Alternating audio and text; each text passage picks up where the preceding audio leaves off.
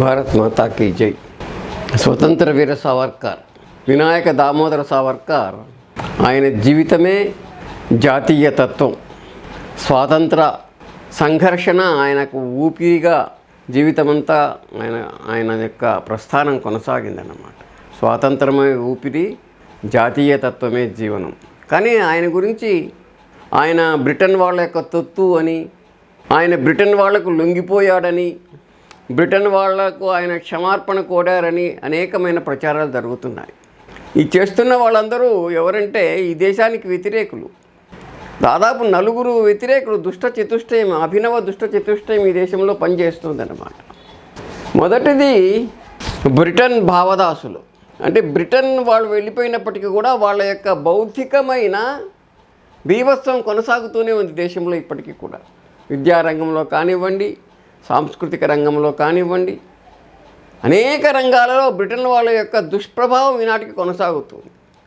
ఆ దుష్ప్రభావం ప్రేరితులైన వాళ్ళు బ్రిటన్ వాళ్ళంటే వాళ్ళకి ఇప్పటికీ కూడా గౌరవం.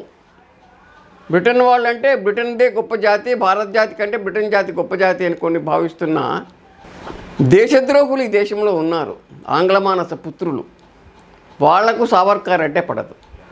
రెండవది విదేశీయ సిద్ధాంత వర్గ సమర సిద్ధాంతవాదులు. అంటే వర్గ సమరం ద్వారా ఒక నియంతృత్వాన్ని స్థాపించాలి అనుకునేవాళ్ళు.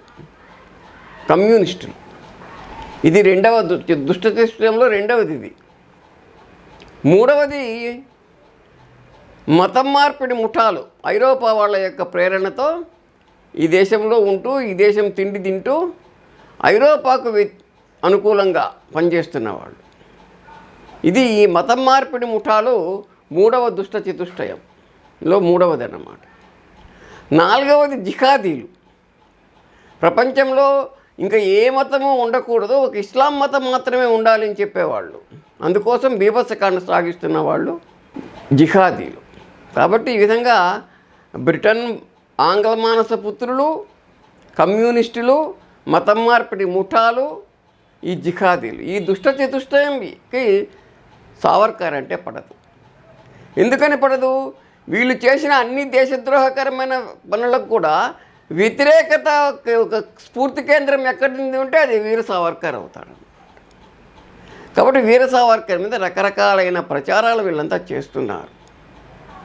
22 ఏళ్ల వయసులో, 23 ఏళ్ల వయసులో వీర సావర్కర్ ఆయన కలియుగం 4985వ సంవత్సరంలో జన్మించాడు. 4985వ సంవత్సరంలో జన్మించాడు. అది స్వభావనామ సంవత్సరం వైశాఖ బహుళ షష్ఠి రోజున ఆయన జన్మించాడు. స్వభావనామ సంవత్సరం వైశాఖ బహుళ షష్ఠి రోజున ఆయన జన్మించాడు. పాశ్చాత్య శకం లెక్కల్లో చెప్పాలంటే అది 1883వ సంవత్సరం మే 28వ తేదీ. అంటే 23 ఏళ్ల వయసు.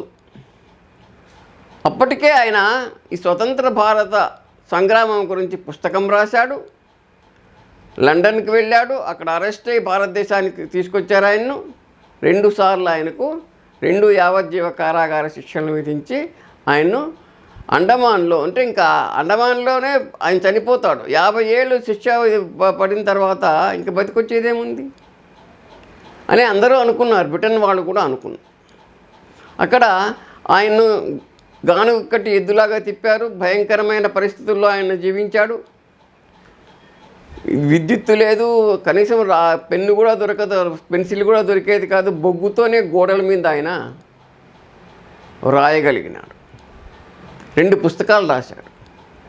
మరి ఇంతటి ప్రఖరమైన, ఇంత నిష్ఠ ఉన్నవాడు, ఇంత స్థితప్రజ్ఞుడు, ఇన్ని కష్టాలు పడినా గానుగలాగా ఎద్దులాగా గానుగను తిప్పినప్పటికి కూడా ఆయనకు మతి పోతుంది అనుకున్నారు అందరూ. పిచ్చివాడు అయిపోతాడు కొన్నాళ్లకు అనుకున్నారు. పిచ్చివాడు కాలేదు, మహా జాతీయ వీరుడుగా ఎదిగాడనమాట. అంతటి స్థితప్రజ్ఞుడు. స్థితప్రజ్ఞుడు అంటే ఎవరు? ఎన్ని కష్టాలు వచ్చినా చెలించనివాడు, ఎన్ని సుఖాలు వచ్చినా చెలించనివాడు. అంటే రెండింటినీ సమానంగా చూసేవాడు స్థితప్రజ్ఞుడు అని చెప్పి మనకు భగవద్గీతలో జగద్గురువైన కృష్ణుడు చెప్పి ఉన్నాడు. అటువంటి స్థితప్రజ్ఞునికి ఒక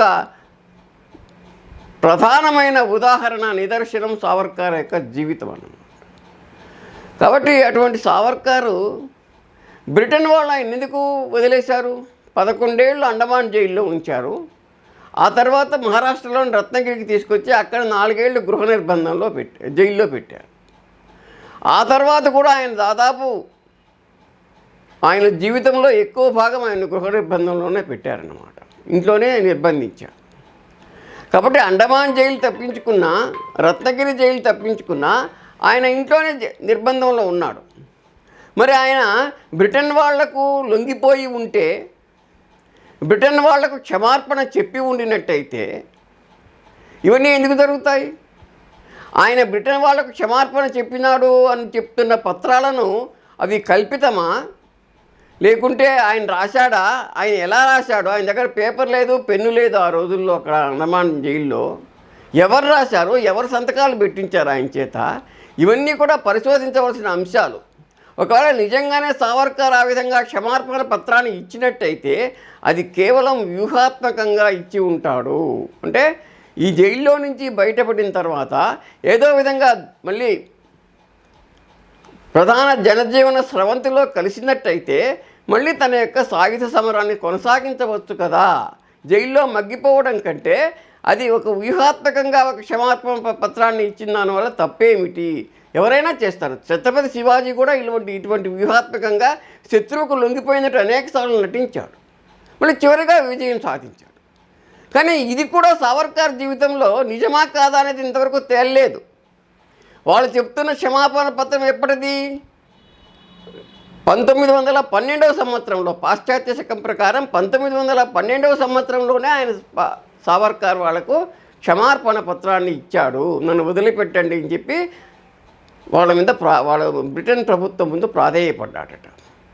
ఏ సావర్కర్ అయితే భరతమాత యొక్క దాస్య శృంఖలాలను పగులగొట్టడానికి నిరంతరం జీవితాన్ని శ్రమించాడో, తప్పించాడో, అటువంటి సావర్కర్ శత్రువు ముందు మోకరిల్లుతాడా?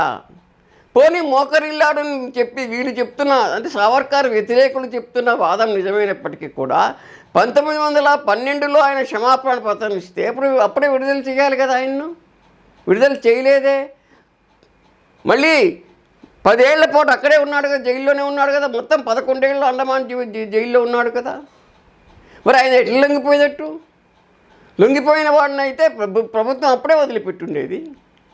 కాబట్టి ఈ కట్టు కథలను మనం నమ్మకూడదు. ఈనాటి యువత కానివ్వండి, ఈనాటి ప్రజలు కానివ్వండి, సావర్కర్ యొక్క గొప్పతనాన్ని కించపరచడానికి వీలుగా ఇవన్నీ ఈ కట్టుకథలు, ఈ అబద్ధాలు ప్రచారం అవుతున్నాయి. ఎంత పకడ్బందీగా ఉంది అంటే సావర్కర్ రాసినట్టుగా చెప్తున్న పత్రాలను కూడా ఈనాడు బయట పెడుతున్నారు. అవి సావర్కర్ రాశాడా, సావర్కర్ సంతకం అది, లేకపోతే ఫోర్జరీ చేశాడా? ఇవన్నీ కూడా పరిశోధన జరగాలి. ఒకవేళ నిజంగా సావర్కర్ రాసి ఉన్నప్పటికీ కూడా అంతటి దేశభక్తుడు వ్యూహాత్మకంగా మాత్రమే ఆ విధంగా ప్రవర్తించాడని మనం అనుకోవాలి. కానీ ఆయన యొక్క గరిమను తక్కువ చేసే విధంగా అబ్బిబే ఆయన నీరు గారిపోయాడు, ఆయన లొంగిపోయాడు అని ప్రచారం చేసేవాళ్ళను నోళ్ళు మూయించాలి అంటే వాస్తవాలు మనం తెలుసుకోవాలి. కాబట్టి సావర్కర్ బ్రిటన్ వాళ్లకు లొంగిపోలేదు, బ్రిటన్ వాళ్ళను మిత్రులుగా భావించలేదు, బ్రిటన్ వాళ్ళకు అనుకూలంగా కూడా ప్రవర్తించలేదు. భారత్ మాతాకి జై. Mind Media, the voice of India.